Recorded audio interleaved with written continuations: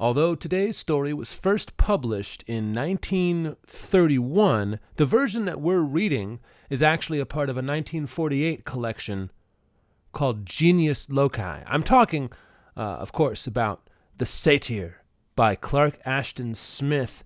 It's part of his Averoigne cycle and deals with infidelity and, like the best of his work, vibes.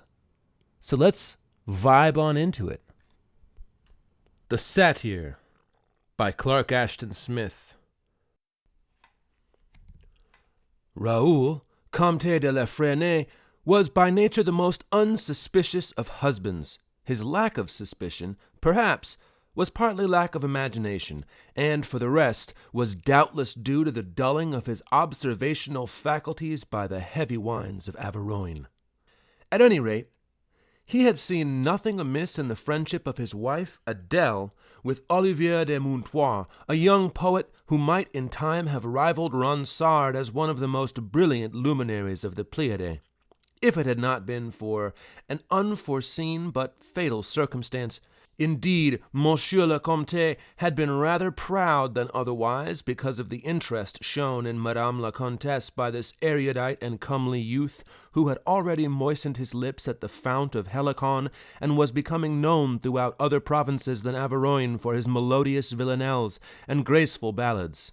Nor was Raoul disturbed by the fact that many of these same villanelles and ballads were patently written in celebration of Adele's visible charms, and made liberal mention of her wine-dark tresses, her golden eyes, and sundry other details no less alluring and equally essential to feminine perfection. Monsieur le Comtesse did not pretend to understand poetry like many others. He considered it something apart from all common sense or mundane relevancy, and his mental powers became totally paralyzed whenever they were confronted by anything in rhyme and meter. In the meanwhile, the ballads and their author were gradually waxing in boldness. That year, the snows of an austere winter had melted away in the heat of halcyon warmth, and the land was filled suddenly with the tender green and chrysolite and chrysoprase of early spring.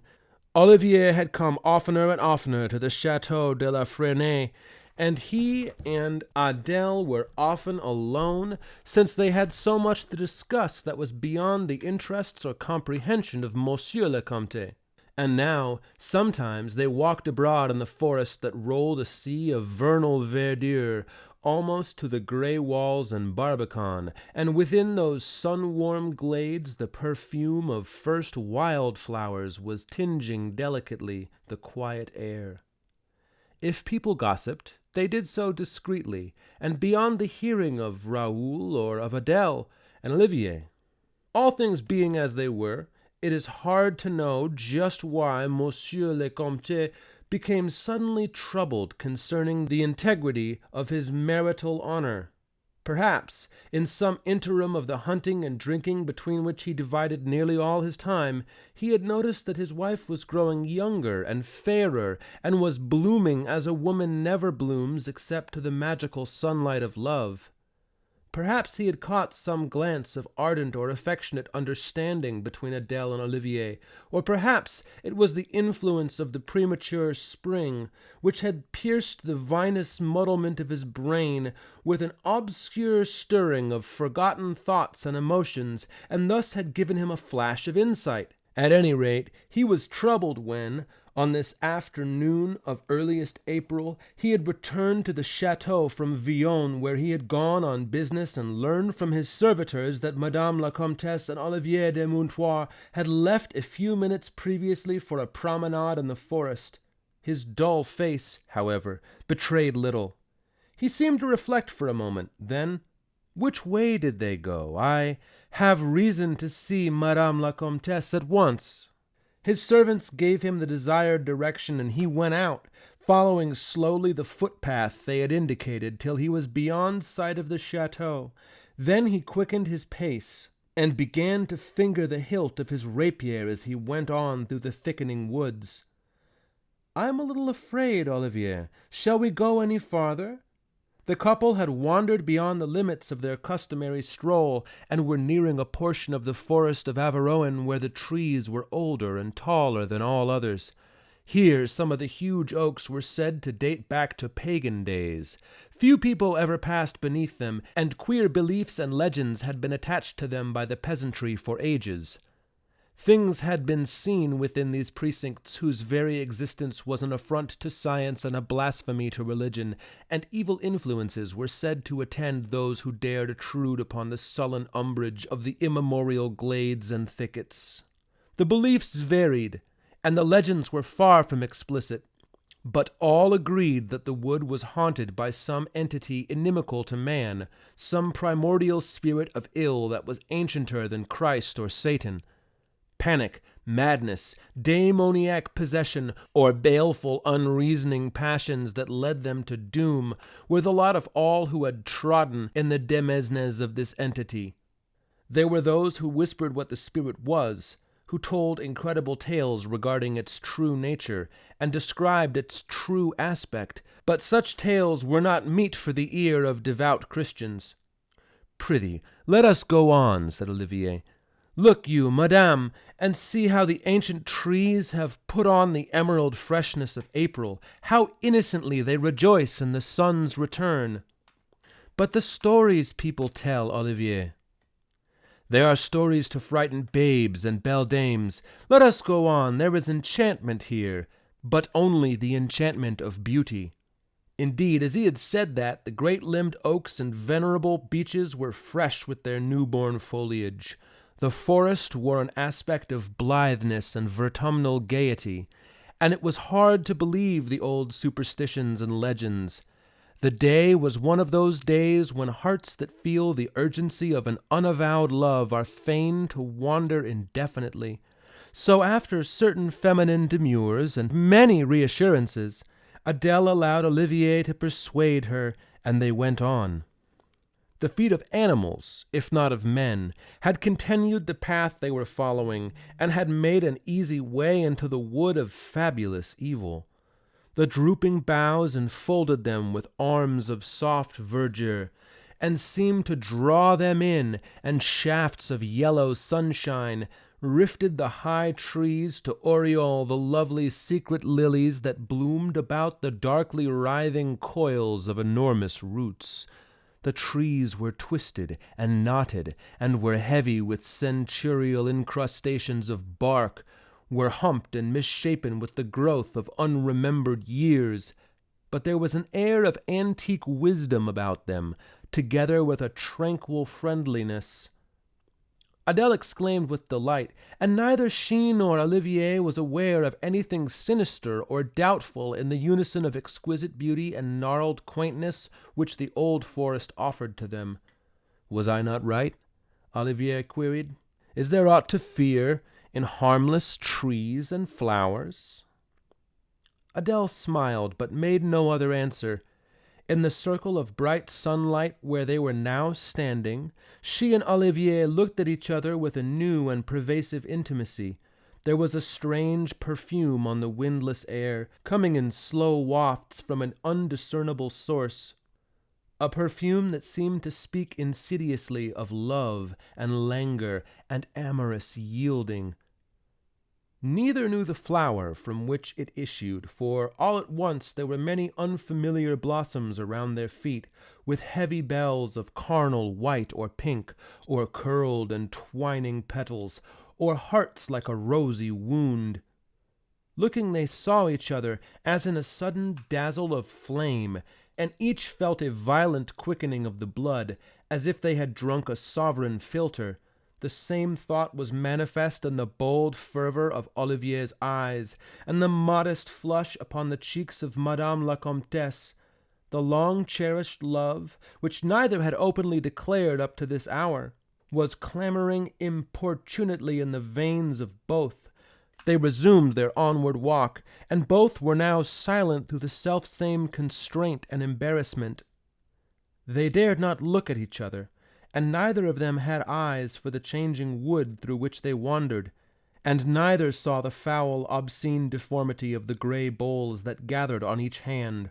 or the shameful and monstrous fungi that reared their spotted pallor in the shade, or the red venomous flowers flaunting in the sun.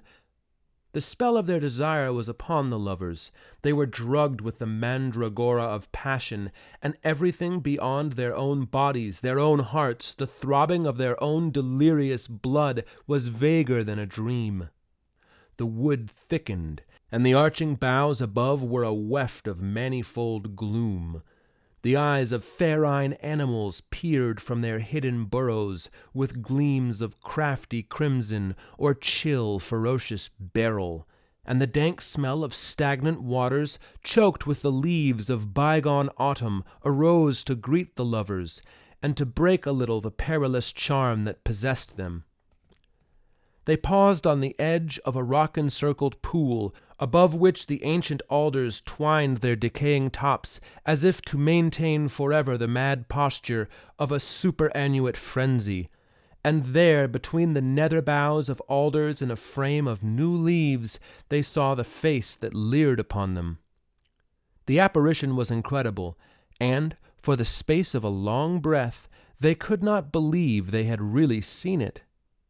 There were two horns in a matted mass of coarse, animal-like hair above the semi-human face, with its obliquely slitted eyes and fang-revealing mouth and beard of wild boar bristles.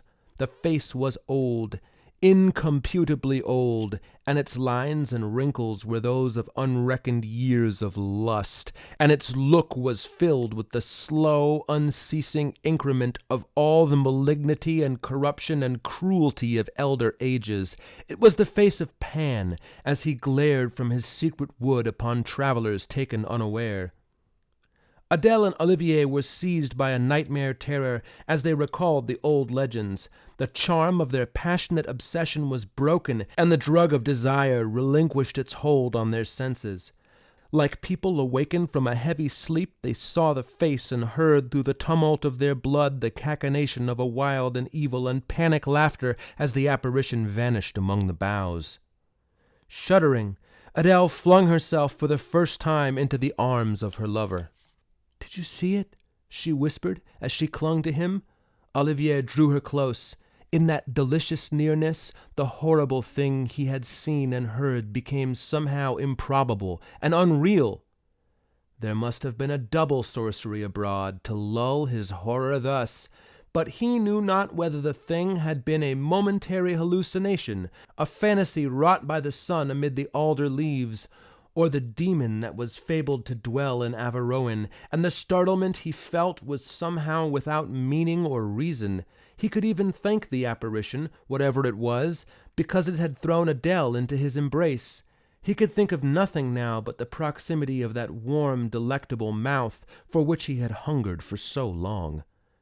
He began to reassure her, to make light of her fears, to pretend that she could have seen nothing, and his reassurances merged into ardent protestations of love. He kissed her, and they both forgot the vision of the satyr. They were lying on a patch of golden moss where the sun rays fell through a single cleft in the high foliage when Raoul found them.